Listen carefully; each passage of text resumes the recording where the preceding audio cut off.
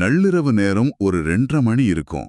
நீங்க அன்றாடம் கழிச்சியா வேலை செஞ்சுட்டு உங்க 1 வயது குழந்தைய மார்போட அணைச்சபடி நடைபாதையில தூங்குறீங்க. ம்.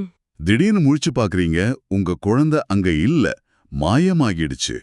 அட கடவுளே, ரொம்ப கொடூரமான ஒரு விஷயம் இது. ஆமா, இந்த ஒரு ஆழமான அலசலுக்கு உங்களை வரவேற்கிறோம். இது ஏதோ திரைப்பட காட்சி கிடையாது. 2025ஆம் ஆண்டு இந்தியாவையே உலுக்கிய பிங்கி எதிர் உத்தரப்பிரதேச மாநிலம் அப்படிங்கிற உச்ச நீதிமன்ற வழக்கின் நிஜ பின்னணி இதுதான். நிச்சயமா. வாரணாசியை சேர்ந்த சஞ்சய், பிங்கி போன்ற ஏழை பெற்றோருக்கு நடந்த கொடுமை இது. அதாவது இந்த வழக்கு வெறும் குற்றவாளிகளை பற்றியது மட்டும் இல்ல, நம்ம ஒட்டுமொத்த சட்ட அமைப்பும் எப்படி வேலை செய்யுது அப்படிங்கிறதுக்கான ஒரு பெரிய பாடம். உண்மையிலேயே இது நெஞ்சை உலுக்கும் கொடூரம்தான். ஏதோ இது ஒரு தனிப்பட்ட கடத்தல் சம்பவம் அப்படின்னு நம்ம நினைச்சிடக்கூடாது. வேற என்னவா இது? பல மாநிலங்களுக்கு விரிவடைந்த ஒரு மாபெரும் சட்டவிரோத வலைப்பின்னல் இது. ஒரு பெரிய நெட்வொர்க் மாதிரி செயல்பட்டிருக்காங்களா? ஆமா. இதுல ரொம்ப அதிர்ச்சியான விஷயம் என்னன்னா, ஆரம்ப சுகாதார நிலையங்கள்ல வேலை பார்க்கும் செவிலியர்கள் இருக்காங்க இல்லையா?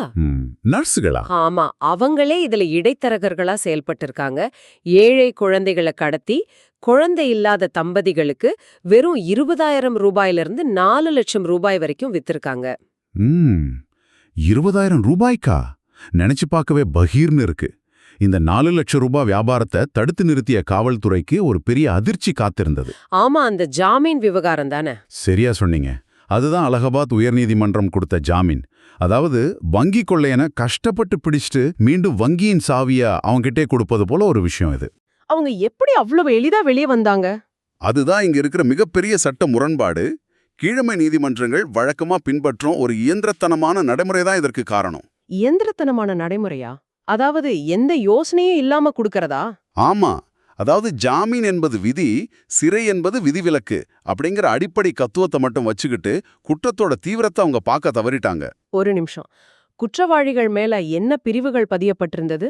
ஐபிசி பிரிவுகள் 363 மற்றும் 370. அப்போ இது மிக கொடூரமான மனித கடத்தல் குற்றமாச்சே. கண்டிப்பா. அதையே அந்த நீதிமன்றங்கள் கருத்தில் கொள்ளல அப்படிங்கறதா இங்க பிரச்சனை. ஆனா இன்னொரு கேள்வியும் வருது. ஜாமீன் என்பது உரிமை அப்படின்னு நம்ம சட்டத்தோட அடிப்படை சொல்லுது இல்லையா? குற்றவாளிகள் தரப்பிலும் கூட அதுதான் வாதாடுனாங்க. அரசியல் சாசன பிரிவு 21 வழங்கும் வாழ்வதற்கான மற்றும் தனிப்பட்ட சுதந்திர உரிமை தங்களுக்கு இருக்கு அப்படின்னு அவங்க சொல்லியிருப்பாங்களே. இத உச்சநீதிமன்றம் எப்படி மறுத்தது? இது ரொம்ப முக்கியமான கேள்வி. இங்குதான் உச்சநீதிமன்றம் ஒரு சிறப்பான கருத்தை முன்வைத்தது. அதாவது கட்டுப்படுத்தப்பட்ட சுதந்திரம் அப்படின்னு சொல்வாங்க. ஓ, ரெகுலேட்டட் ஃப்ரீடம் அப்படின்னு சொல்றதா? சரியா சொன்னீங்க.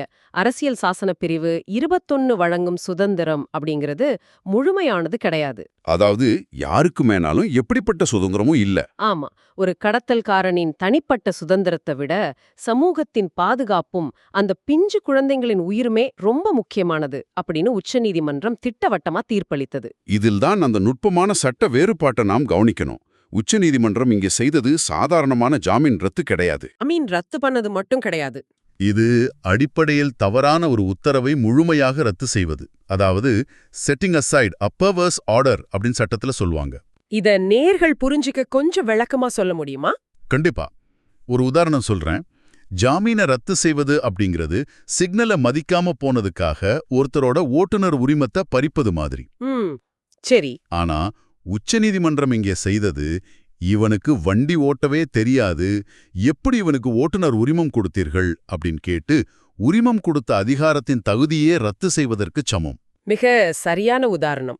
உயர்நீதிமன்றம் இந்த வழக்குல குற்றத்தின் கொடூர தன்மையை புரிஞ்சு கொள்ளாம செயல்பட்டத உச்சநீதிமன்றம் வன்மையா கண்டித்தது. ஆமா, எந்த ஒரு தர்க்க ரீதியான காரணமும் இல்லாம இயந்திரத்தனமா ஜாமீன் வழங்கியிருக்கிறாங்க. இதனால ஒட்டுமொத்த நீதித்துறையோட பொறுப்புணர்வும் மீண்டும் நிலைநாட்டப்பட்டிருக்கு. அப்படியானால் இந்த வழக்கின் தாக்கம் வெறும் ஜாமீனை ரத்து செய்வதோடு நின்னிடல இல்லையா? நாடு முழுவதும் சில அதிரடி மாற்றங்களை உச்சநீதிமன்றம் கொண்டு வந்திருக்கு. ஆமா, ரொம்ப முக்கியமான 3 உத்தரவுகளை உச்சநீதிமன்றம் பிறப்பித்தது. முதலாவதா, நாடு முழுவதும் மனித கடத்தல் தொடர்பான விசாரணைகளை துரிதப்படுத்தணும், விரைவா முடிக்கணும் அப்படின்னு சொல்லியிருக்காங்க. இரண்டாவதா, மீட்கப்பட்ட குழந்தைகளை அப்படியே விட்டுவிடக்கூடாது. பின்ன என்ன பண்ணணும்? கல்வி உரிமை சட்டத்தின் கீழ், அதாவது RTE சட்டத்தின் கீழ் அவங்கள பள்ளியில சேர்க்கணும். ஓ, அது ரொம்ப நல்ல விஷயம். மூன்றாவது என்ன? எல்லாவற்றிற்கும் மேலாக மருத்துவமனைகள்ல குழந்தைகள் காணாமல் போனால் அந்த மருத்துவமனையின் உரிமமே ரத்து செய்யப்படும் அப்படின்னு கடுமையா எச்சரித்துள்ளது. இது நமக்கெல்லாம் ஒரு மிகப்பெரிய விழிப்புணர்வு. நீங்க மருத்துவமனைகளுக்கோ அல்லது பொது இடங்களுக்கோ செல்லும்போது எவ்வளவு கவனமா இருக்கணும் அப்படிங்கறதை இது உணர்த்துது. நிச்சயமா. மேலும் ஒரு குழந்தை காணாமல் போனால் அதை வெறும் காணாமல் போன வழக்கு அப்படின்னு காவல்துறை ஒதுக்க முடியாது. ஆமாம், ஆரம்பத்திலேயே அதனை கடத்தல் வழக்காக கருதி விசாரிக்கணும் அப்படிங்கிற உச்சநீதிமன்றத்தின் வழிகாட்டுதல் மிக முக்கியமானது. ஆரம்பத்துல நாம பார்த்த அந்த நடைபாதை பெற்றோரின் கண்ணீர் தான் இந்த ஒட்டுமொத்த சட்ட போராட்டத்திற்கும் காரணம். உண்மைதான். ஆனா ஒரு ஆழ்ந்த கேள்வியோடு இந்த அலசலை நாம முடிக்கிறோம். ஜாமீன் என்பது விதி, சிறை என்பது விதிவிலக்கு அப்படிங்கிற நமது அடிப்படை சட்ட கோட்பாட்டிலிருந்து ஒரு மாற்றம் தேவையா? அதாவது மனித கடத்தல் போன்ற சமூகத்தையே உலுக்கும் குற்றங்களை ஆரம்பத்திலிருந்தே விலக்கி வைக்கணுமா?